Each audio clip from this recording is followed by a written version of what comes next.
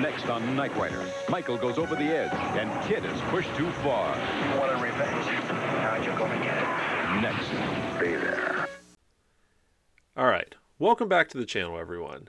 So today we're going to cover Knightlines, a mid-third season episode. Now, not every episode can be as amazing as KITT vs. Carr or Junkyard Dog or Goliath Returns.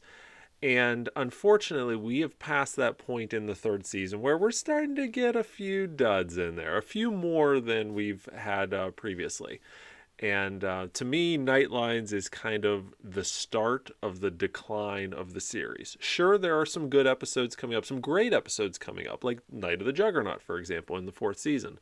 But for the most part, we're starting to see some really kind of tired storylines and formulaic episodes. And because of that, there's not really a ton to talk about with Knightlines, but we're going to give it our best shot. We promised you at the very beginning of this that we were going to do an episode commentary on every single episode, and we're going to follow through with that. So, with that said, stick around. Maybe you'll learn a few things about Knightlines. There are a couple interesting little tidbits that we'll go over, so stay tuned.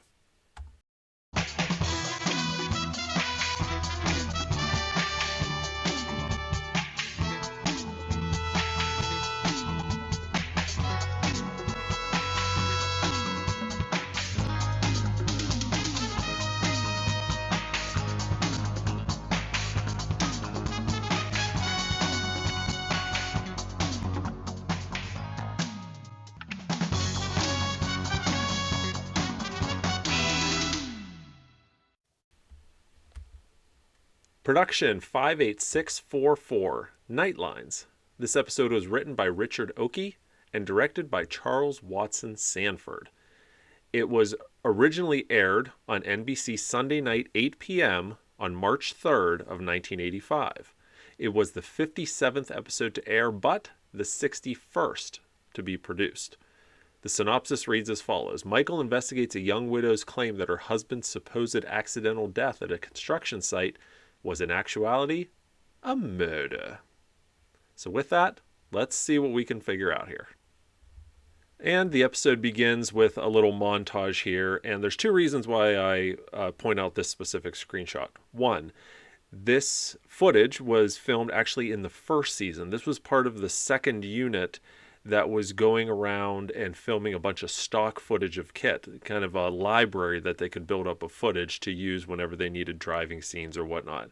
So we know this is the first season. We can see by the front nose on this car that it's got the turn signal blackouts and some other details, the fog light grills.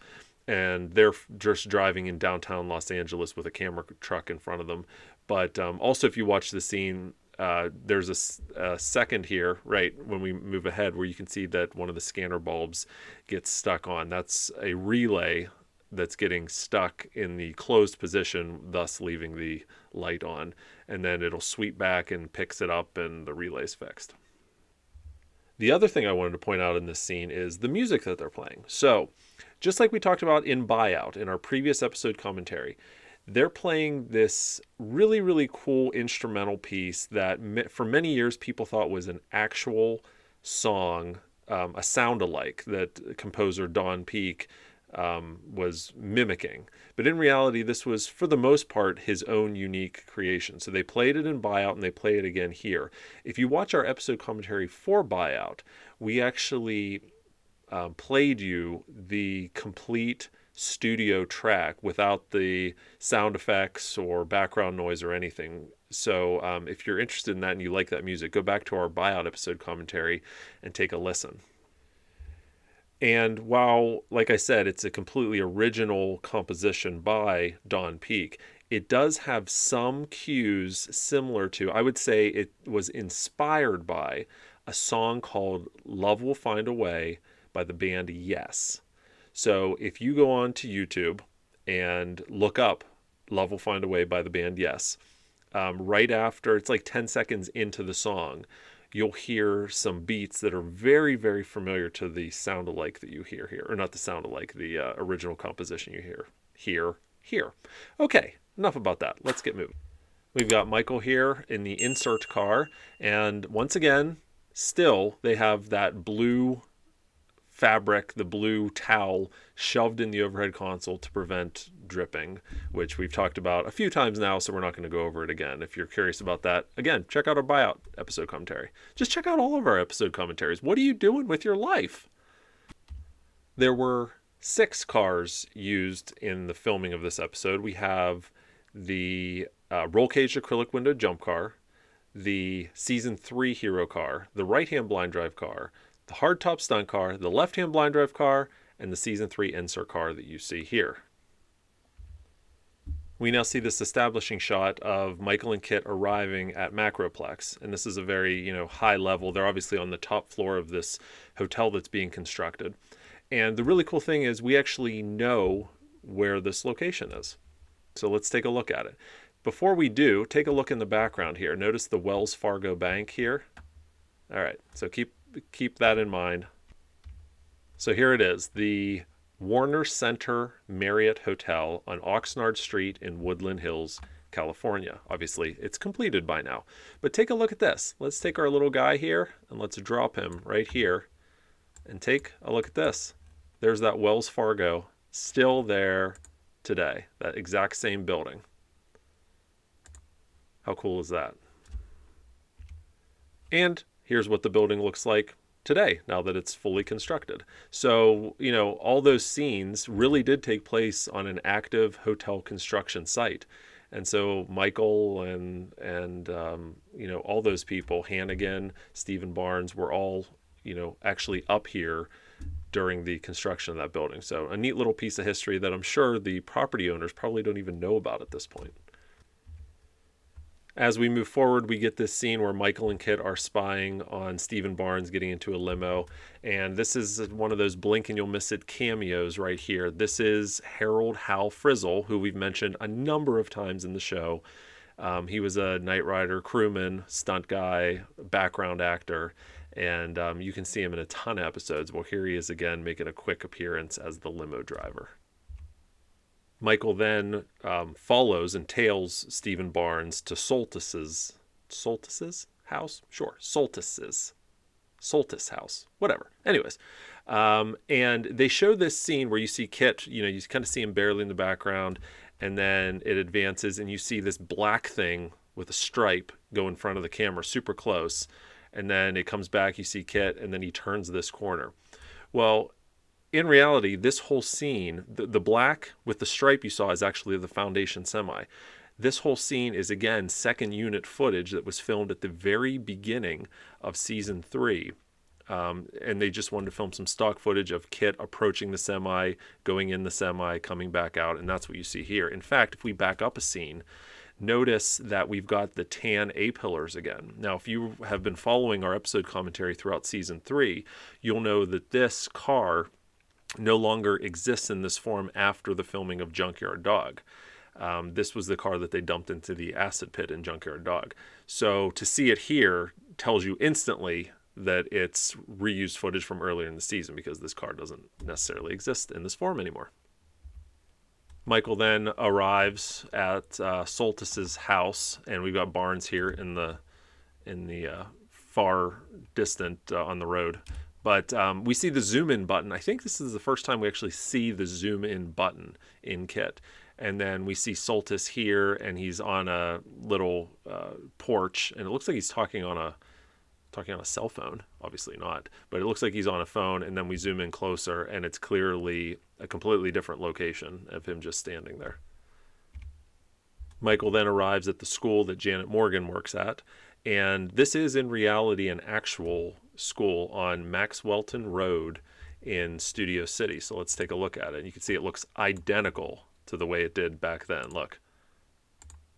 Well, maybe not identical, right? There's this tree with the basketball hoop is missing, but it looks like it was only recently taken out. There's where it was. That other tree right there, I believe, is right here. Yeah, so they just removed that one tree. And if we go look at it now, what is it now? The Bridges Academy, Educating the Exceptional. So it sounds like it's an actual school, which is pretty neat. And then we have the introduction of Andre Gower, who played Billy in this episode. And what's very interesting to note is that this actor, Andre Gower, played a character named Billy literally only 5 months earlier in an episode of the A-Team.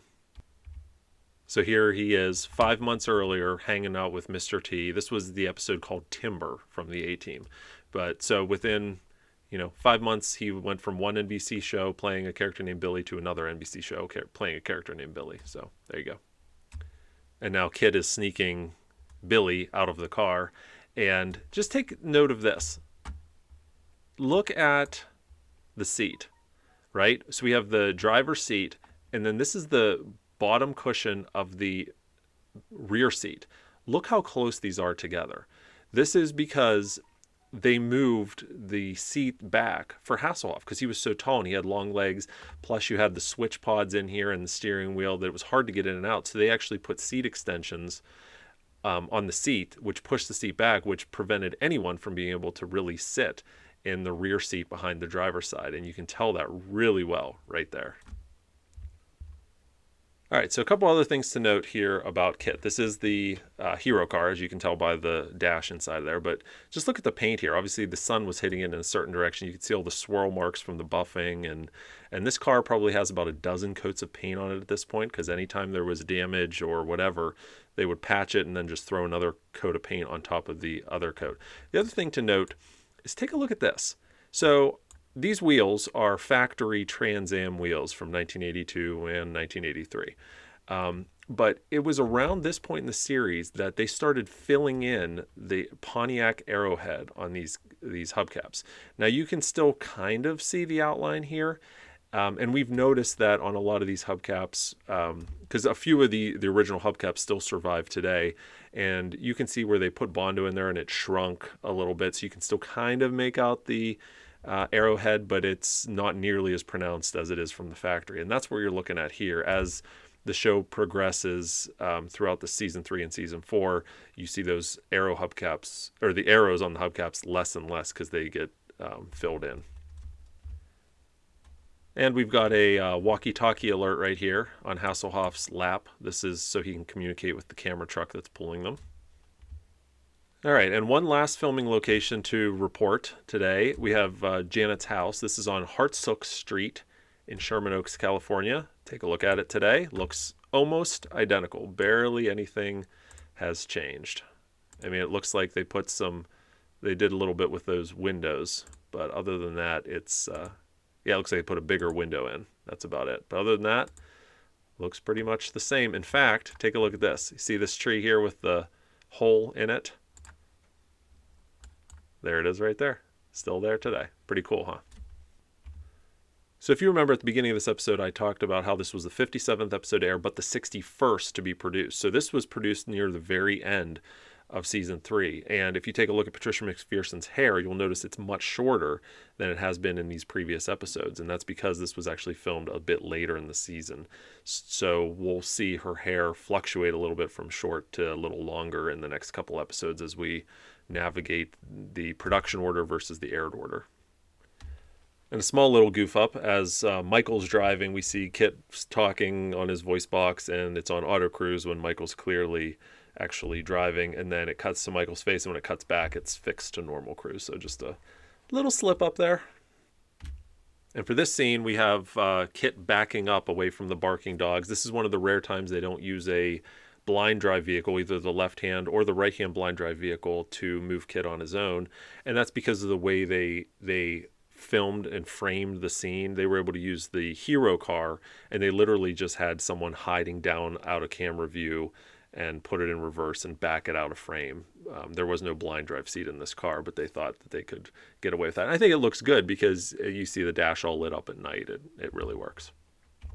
And here's the left-hand blind drive car coming to rescue Michael. You can see it still has this gap here. If you look at the overhead console, there's still a gap where you can see the headliner. You see the slightly larger driver's seat. And then we got the stunt guy falling from a high distance, and then it cuts to this scene, and we just have Hasselhoff dropping from just out of frame into the car. This is now the right-hand blind drive car, and you can tell that by the seat over here. So they swapped between the two cars during this very brief scene. This is the scene in the episode where the spying device self-destructs, and Michael throws it in the back of KITT, and it explodes inside KITT. This is one of the extremely rare times in the series where the hardtop stunt car is actually on the semi-set, because they didn't want to use the actual hero car, which is the one that's normally on this set, because they didn't want to fill it with smoke as they do here. But you can tell it's the hardtop stunt car specifically because of the overhead console and that boxy square-off overhead console that this car has had all the way since season 1. It would have all the way until the end of the series. It's the only car at this point that still has this squared off overhead console. And then I thought this was a nice touch. When you see the inside, you see KITT talking when the smoke was still in there and him pressing this button. I thought it was neat how they put a like a filter over the image to make it look like it was smoky on the inside. I thought that was a nice touch. We have a Blink and You'll Miss It Toys R Us cameo right there. So here's Hannigan, dead, behind the door that Soltis killed him. One of the very rare times we see blood on the show, in the series at all. We see it, obviously it's just a tiny little dot here. There, if he was shot, obviously he would be covered in blood, so they didn't want to go overboard. But we'll see blood a little bit more pronounced in the Scent of Roses when Michael's shot. But again, very rare to see any type of blood. Aren't you glad we're talking about blood and death and shooting? Isn't that great? So we're back at the Marriott Hotel construction site, obviously. And I was trying to pinpoint this. I think this long roof piece here might be one of these today. It's kind of hard to tell, but I'm pretty sure those that's what that is under construction. Actually, that's exactly what that is. Look how cool this is. All right. So they're filming this scene right here. We've got the canopy here. If you look off to the right, just barely, you can see there's an opening here, a V opening. We can see how it's angled right here, and then we can see a concrete pillar right here, and we've got this all glass building over here. Now take a look at this. Here's exactly where they were. There's that opening. There's the concrete pillar right there, and there's the glass right there. So they were filming that scene. This scene right here was all filmed like right here, or right on this sidewalk, or what would become the sidewalk. So I just think that's really neat to be able to look at something under construction nearly 40 years ago and then look at it today right here. All right, so obviously this is miniature work at its finest, one of Sessoms and Slagle's KITT miniatures. This is one of the rare, if not the only time we see this kind of weird hubcap on this car. A lot of times these models had sculpting on the wheels that made it look more like the actual KITT TurboCast rims, but with hubcaps. But here it's just kind of a blank plate. This is the one of the radio controlled cars. There was at least one, maybe two, don't know, where they could actually spin the wheels and remote control it. And then here, if you look very closely in the background, we see the Peterbilt miniature model from Mouth of the Snake. That's the miniature that they used in that episode that had the trailer with the rocket launcher. And it was most likely also the Goliath miniature that they used before they converted it into this for Mouth of the Snake.